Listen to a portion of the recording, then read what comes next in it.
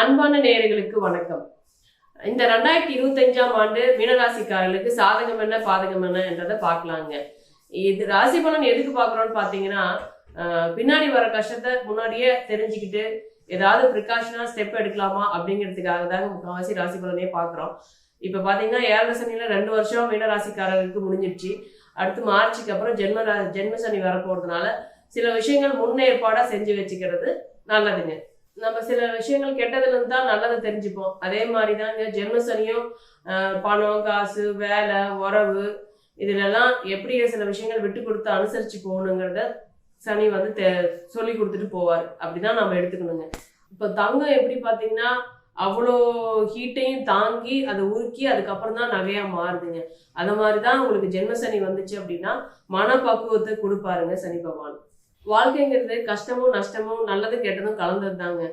அது மாதிரிதான் இப்ப பிரச்சனைகள்ல நம்ம அது நமக்கு என்ன பண்ணணும் அப்படிங்கறத நிதானமா செயல்பட்டா இருக்கிற பிரச்சனைகளை கடந்து வந்துடலாங்க. இப்ப மீன ராசிக்காரங்க முதல்ல முன்னெச்சரிக்கையா என்ன செய்யலாம்னு பாத்தீங்கன்னா, அகலக்கால் வைக்க வேண்டாங்க. சொந்த பந்தங்க கிட்ட நல்லது கெட்டதுல போயிட்டு வரும்போது பார்த்து பேசணுங்க.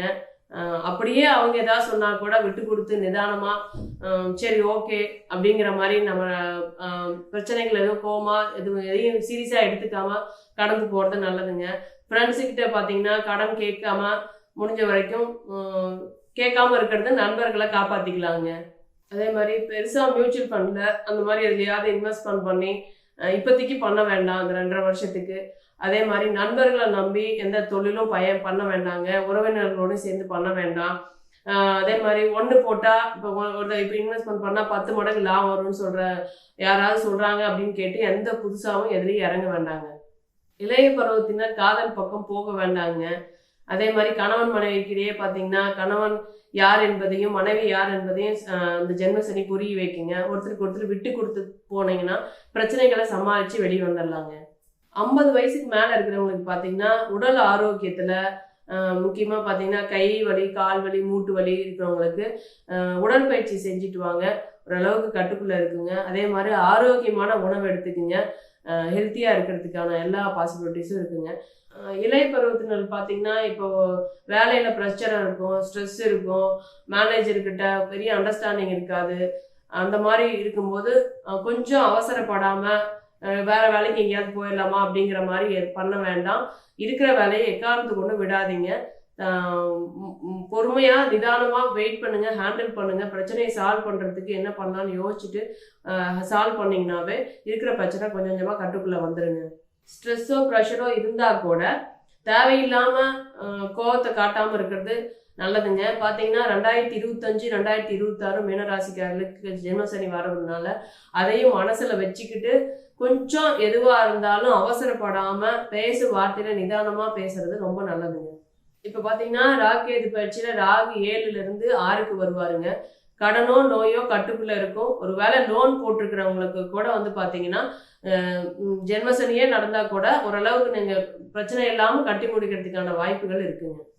ஜூன் மாதத்துக்கு பிறகு பார்த்தீங்கன்னா ராசிக்கு அதிபதி குரு 3ஆம் வீட்டிலேருந்து 4ஆம் வீட்டுக்கு போகிறது பார்த்தீங்கன்னா வீடு வாகனம் சில பேர்த்துக்கு வாங்கலாம்னு நினச்சிட்டு இருப்பாங்க. இல்லை மனம் வாங்கி போட்டுருக்கோம் கட்டலாம்னு நினச்சிட்டு இருப்பாங்க. லோன் அப்ளை பண்ணுற மாதிரி தான் இருக்குங்க.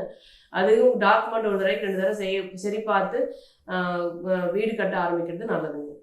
ஜென்மசனியே நடந்துட்டு இருந்தா கூட அவங்களுக்கு சொந்த ஜாதகத்தில் சுய ஜாதகத்தில் நல்ல தசாபுக்தி நடக்குமாயின் பெரிய கெடுதல்கள் எதுவும் இருக்காதுங்க. அனுபவமே ஆசான் என்பது போல சில பல கஷ்டங்கள் நடந்தாதான் அதுக்கான அனுபவம் உங்களுக்கு கிடைக்குங்க.